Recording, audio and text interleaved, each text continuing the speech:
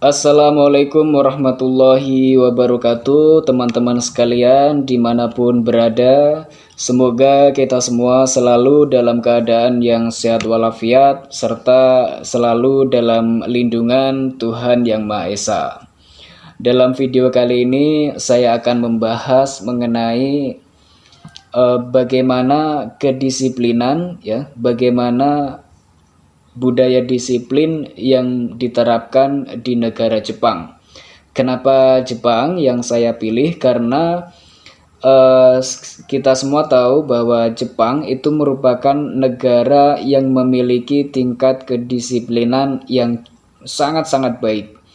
Kalau dibandingkan dengan negara kita Indonesia mungkin berbeda, mungkin jauh, tapi tidak masalah. Semoga itu juga menjadi motivasi untuk kita sebagai masyarakat Indonesia supaya apa? Supaya terpacu untuk lebih menerapkan kehidupan yang lebih disiplin dalam sehari-harinya. Di bahasa Jepang, disiplin itu biasa disebut dengan istilah Shitsuke, di mana Shitsuke ini memiliki arti perilaku yang ditunjukkan oleh orang dewasa terhadap anak-anak agar anak-anak dapat menguasai perilaku yang diperlukan dalam menjalankan kehidupan sosialnya di masyarakat.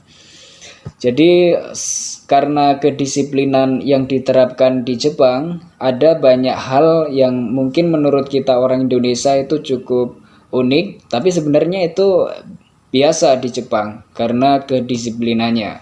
Salah satunya pada tahun 2019 pernah ada seorang menteri, salah satu menteri kabinet, di mana beliau ini terlambat 3 menit dalam menghadiri sebuah agenda.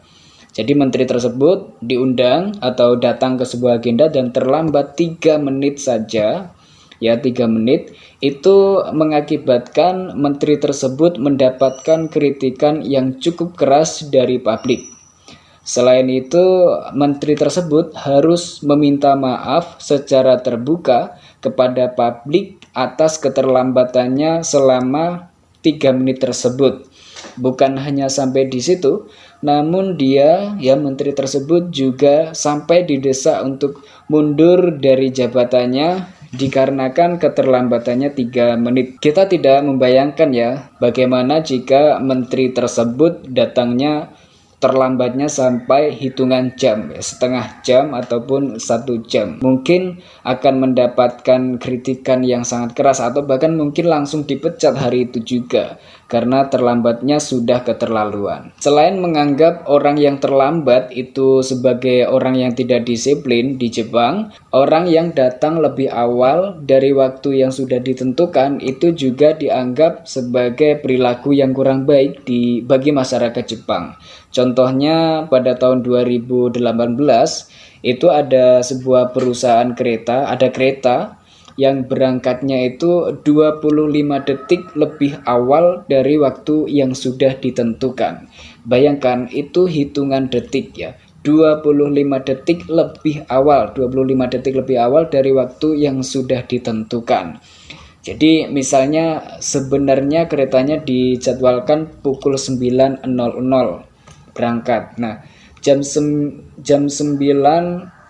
kurang 25 detik itu sudah berangkat. Itu sempat menimbulkan kegaduhan di Jepang, di mana perusahaan kereta tersebut mendapatkan banyak kritikan dari publik yang menyebabkan perusahaan kereta tersebut harus meminta maaf kepada penumpang, kepada turis, dan kepada publik secara terbuka, meminta maaf karena berangkatnya 25 detik lebih awal dari waktu yang sudah ditentukan. Jadi di Jepang itu waktu itu benar-benar dihargai dan masyarakat Jepang sebisa mungkin itu berupaya untuk selalu tepat waktu. Jadi tidak boleh terlambat walaupun hanya 1 menit, juga tidak boleh lebih awal walaupun cuma 25 detik seperti perusahaan kereta tersebut. Ini kejadian yang menurut saya pribadi sebagai orang Indonesia yang budayanya tentu berbeda dengan di Jepang, menganggap bahwa hal ini sesuatu hal yang unik gitu.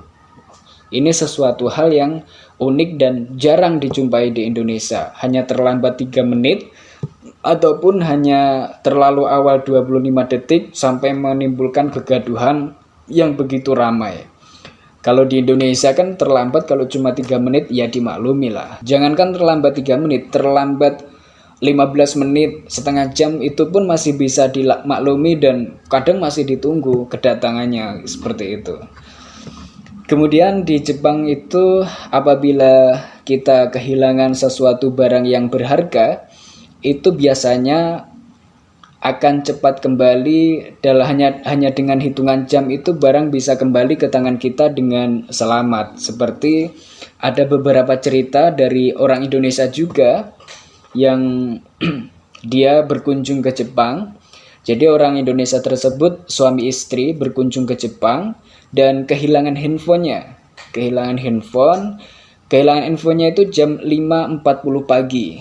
Jam 5.40 pagi kehilangan handphone, kemudian lapor polisi, diproses. Hanya dalam waktu sekitar 2 jam, sekitar pukul 7.40 menit, itu handphone sudah kembali ke tangan pemiliknya dengan selamat. Jadi jam 5.40 hilang, kemudian lapor, proses, jam 7.40, hari itu juga langsung ketemu dan bisa langsung diambil pemiliknya. Maka hanya dalam waktu 2 jam, polisi Jepang sudah berhasil menemukan handphone yang hilang tadi. Itu luar biasa, menunjukkan bahwa memang Jepang itu sangat-sangat profesional dan disiplin sekali, termasuk anggota kepolisiannya. Kemudian ada juga cerita orang Indonesia juga, di mana dia itu kehilangan handphone juga. Handphonenya itu nggak hilang, cuman tertinggal di halte bus. Jadi dia duduk di halte bus, nunggu bus, kemudian dia naik bus, handphonenya lupa, nggak ke bawah dan tertinggal di kursi di halte bus tersebut. Dia naik bus sampai ke tujuan, setelah sampai di tujuan baru dia sadar kalau handphonenya tidak ada. Dan pada saat sadar, si pemilik itu tidak tahu atau tidak ingat kalau handphonenya itu sebenarnya berada di halte. Akhirnya dia mencari di sekitar dia turun, ternyata nggak ada. Baru kemudian dia ingat bahwa sebelum naik bis dia itu ada di halte. Akhirnya dia kembali ke halte yang sebelumnya tempat dia duduk, dan apa yang terjadi, handphonenya masih ada di situ dalam posisi yang sama, tidak bergeser sedikit pun. Itu menunjukkan bahwa masyarakat Jepang itu sangat-sangat menerapkan kedisiplinan dan benar-benar tidak mau mengambil yang bukan haknya. Bahkan di Jepang itu tidak dikenal tips. Jadi nggak boleh di Jepang itu memberikan tips. Saya membaca di salah satu artikel, di Jepang itu tidak ada yang namanya tips atau bonus, nggak ada. Karena apa? Karena itu untuk membiasakan, untuk menghindari kebiasaan suap menyuap. Ya. Jadi di Jepang itu kalau misalnya harganya 2.000 ya 2.000, nggak boleh 2.100, 2.500. Ya.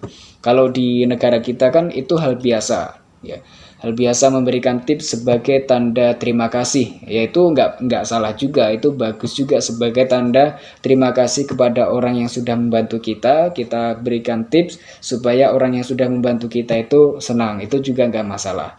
Cuman kalau di Jepang itu tidak dikenal istilah tips. Untuk apa? Untuk mencegah kebiasaan suap menyuap atau sogok menyogok, seperti itulah. Dan sebenarnya masih banyak sekali kejadian-kejadian yang menurut kita kejadian-kejadian yang menurut saya unik, ya, jarang sekali saya jumpai di Indonesia, tapi itu merupakan kebiasaan yang sudah lumrah di negara Jepang. Cuman untuk video kali ini saya cukupkan sampai di sini. Semoga cerita saya atau penyampaian saya mengenai kedisiplinan di negara Jepang bisa menginspirasi kita dan bisa memotivasi kita untuk bisa menerapkan kehidupan yang lebih disiplin dalam kesehariannya. Terima kasih. Wassalamualaikum warahmatullahi wabarakatuh.